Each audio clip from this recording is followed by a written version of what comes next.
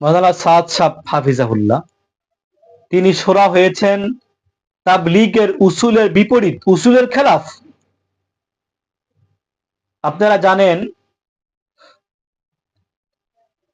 যারা তাবলীগে 1 সাল দিয়েছে ওলামাই কেরাম, 1 সাল দেওয়ার পরে তার বিস্তারিত জীবন বৃত্তান্ত জানা বোঝার পরে যদি তার জন্য মুনাসেব মনে করা হয়, তখন তাকে কোন দেশের মারকাজে মুরব্বী হিসাবে, মুকিম হিসাবে নেওয়া হয়। যেই সময় তাবলীগে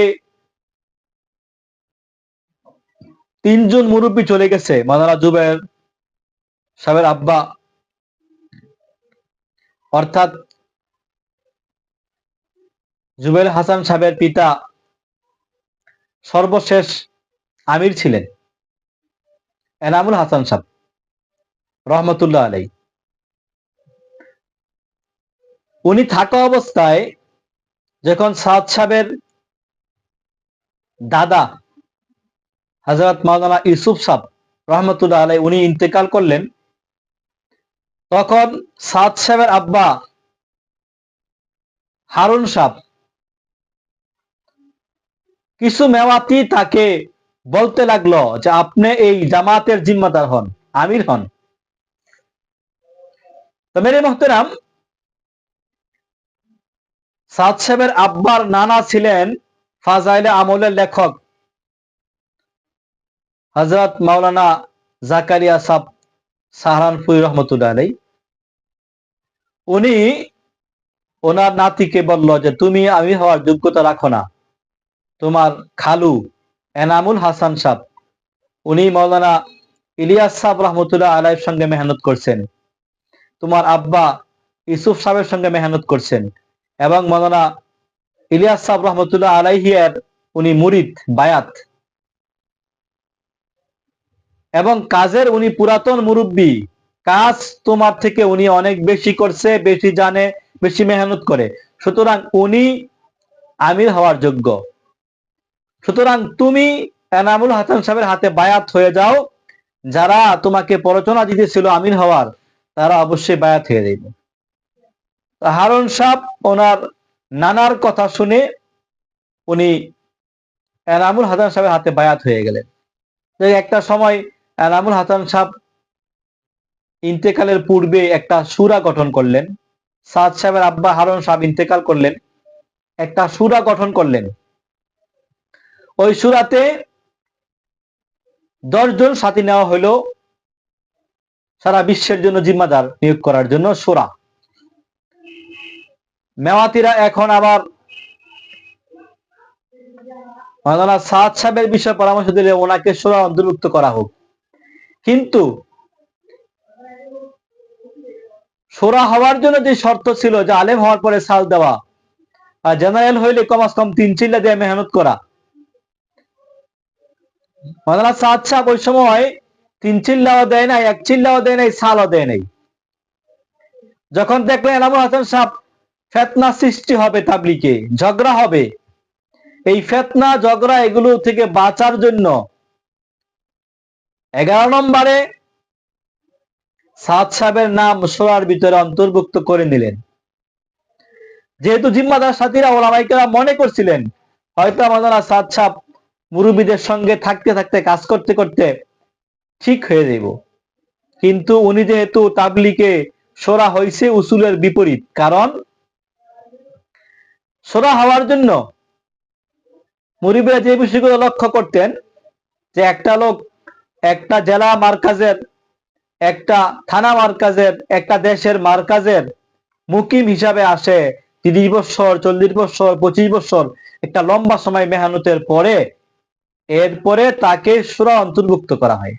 আর তিনি মুকিম হন নাই, সাল দেন নাই, চিল্লা দেন নাই, সরাসরি সূরার মধ্যে চলে আসছে। তাবলীগের উসুল একদম ভেঙে চলে আসছে। তো মেরে মুহতারাম, এরপর থেকেই উনি ওনার কাজ দ্বন্দ্ব চালানো শুরু করছে, বিভ্রান্তিমূলক বয়ান শুরু করছেন। ওনার ইস্তেমাগুলোতে আমরা শুনেছি, যেহেতু আলহামদুলিল্লাহ আমার 2003-এ 3 চিল্লা হয়েছে, এরপরে সাল হয়েছে তাবলিগে। উনি বলতেছিল যে সমস্ত আলেম সাল দেন নাই তারা মায়ে দাওয়াম, মায়ে জারি না।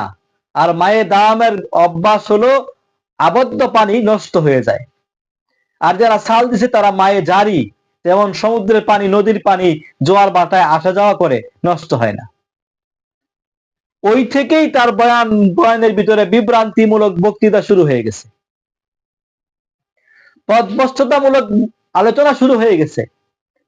তার নিজের অপব্যাখ্যা, মন গড়া ব্যাখ্যা উনি করা শুরু করে দিয়েছেন।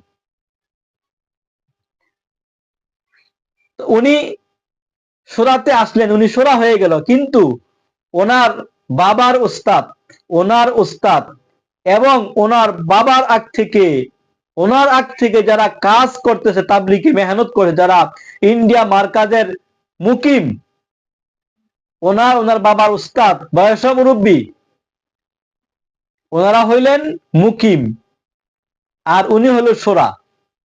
অথচ কাজে ওনারা সাত সাত থেকে 30 বছর 35 বছরের সিনিয়র, তারা 35 বছরের সিনিয়র হওয়ার পরেও তারা মুকিমা, উনি শোরা। কারণ উনি উসুলের বিপরীত গেছেন, আর তারা উসুলের দিক থেকে যাইতেছিলেন, এখনো শোরা হইতে পারেন নাই, আর তিনি শোরা হয়ে গেলেন মুকিম না হয়েই।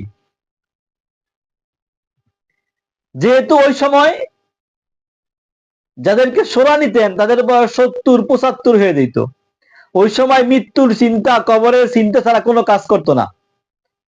নিজের ক্ষমতা প্রতিষ্ঠিত করা, নিজের পরিচয়, নিজেকে মানুষের কাছে প্রকাশ করা, পরিচিত হওয়া, এগুলো তখন তাদের দিল থেকে চলে যেত। কারণ তাদের এক ঠ্যাং কবরে থাকা অবস্থায় তারা শোরা হইত। তখন আখিরাতের ফিকির ছাড়া আর কিছুই তাদের অন্তরে কাজ করতো না। আর সাত তো মাত্র যুবক কাজে গেছে।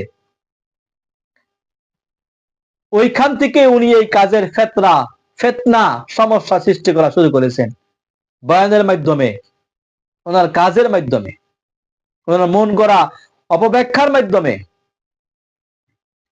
ওনার বুঝকে বসায় ডালতেন এটাই সহি, এটাই হক,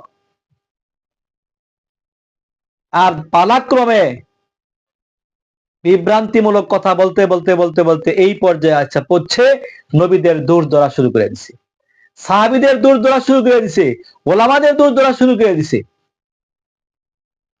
কোরআন হাদিসের ব্যাখ্যা নিজ থেকে দেওয়া শুরু করছেন। সারা বিশ্বের ওলামাই কেরামের একমত আর তার ভিন্ন মত। ফুকাহা, সাহাবী, তাবি, তাবে তাবির এক ব্যাখ্যা, তার ব্যক্তিগত আরেক ব্যাখ্যা।